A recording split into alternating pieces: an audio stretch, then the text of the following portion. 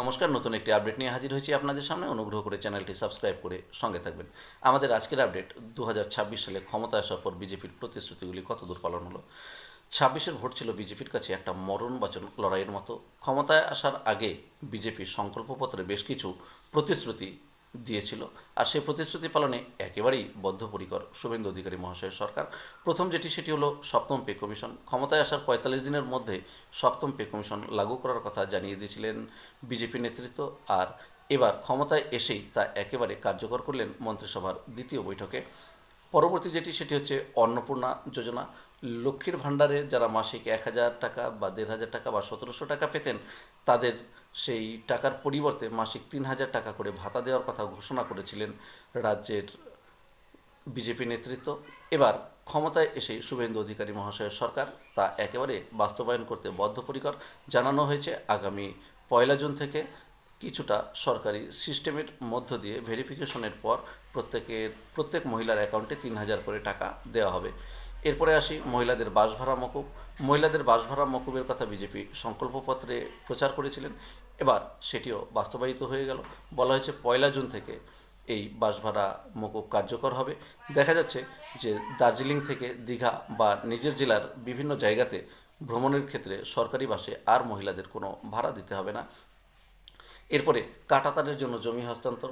অনুপ্রবেশকারীদের সমস্যা থেকে বাংলাকে মুক্ত করার লক্ষ্য ছিল বিজেপির, আর সে কারণে কাঁটাতারের বেড়ার কথা আগেই বলা হয়েছিল।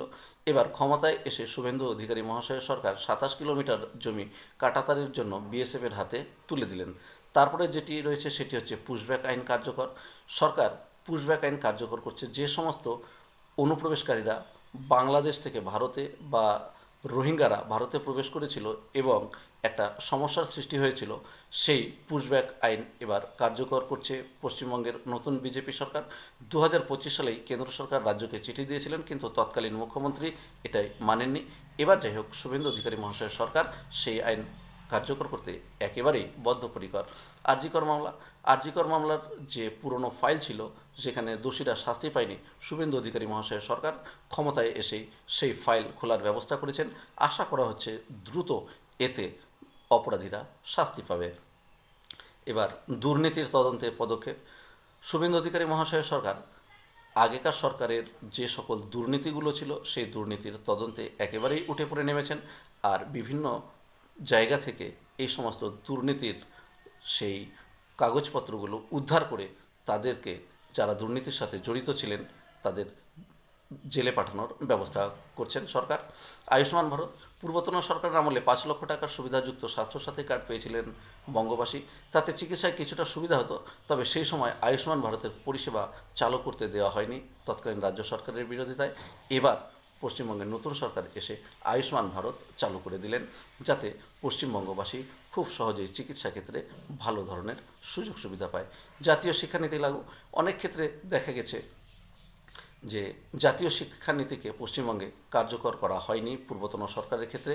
এবার নতুন সরকার ক্ষমতায় এসে তা প্রয়োগ করতে একেবারেই বদ্ধপরিকর। তাছাড়া এবার দেখা যাচ্ছে পিএমশ্রী বিদ্যালয়ও পশ্চিমবঙ্গে চালু হচ্ছে, আর সেই সাথে সরকারি চাকরিতে বয়সের ঊর্ধ্বসীমাটাও বৃদ্ধি করা হচ্ছে। 2013 সাল থেকে রাজ্যে নিয়োগ একেবারেই হয়নি বললেই চলে, আর নতুন সরকার ক্ষমতায় এসে সেই নিয়োগ করছেন, এবং যাদের বয়সের ঊর্ধ্বসীমা পেরিয়ে গিয়েছিল তাদের জন্য 5 বছর ছাড় দেওয়া হয়েছে। আজকের আপডেট এই পর্যন্তই। অনুগ্রহ করে চ্যানেলটি সাবস্ক্রাইব করে সঙ্গে থাকবেন। ধন্যবাদ।